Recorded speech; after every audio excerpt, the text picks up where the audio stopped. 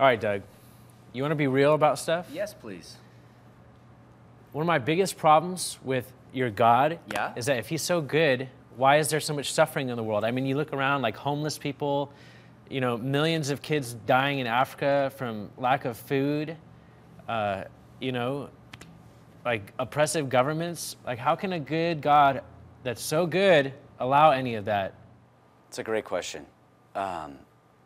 I've had to struggle with that big time personally, and so I'm not sure if you're coming at that question from a personal standpoint or from more like a philosophical standpoint, but you've just asked me a very personal question to my life. So let me tell you a little bit of my story. Let me tell you about the worst day of my life.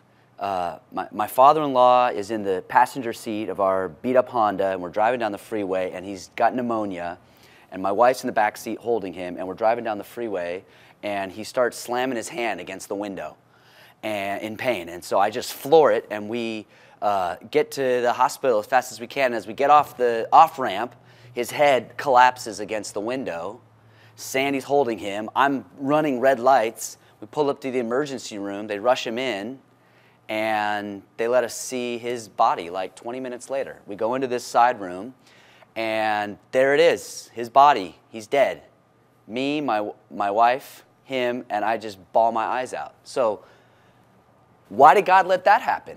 Why did God let my father-in-law die on the way to the hospital from pneumonia? The answer is, I have no idea why, but you know what I do know? When I was bawling my eyes out right there in that room, God was with me in that suffering moment, in that bad tragedy of real life.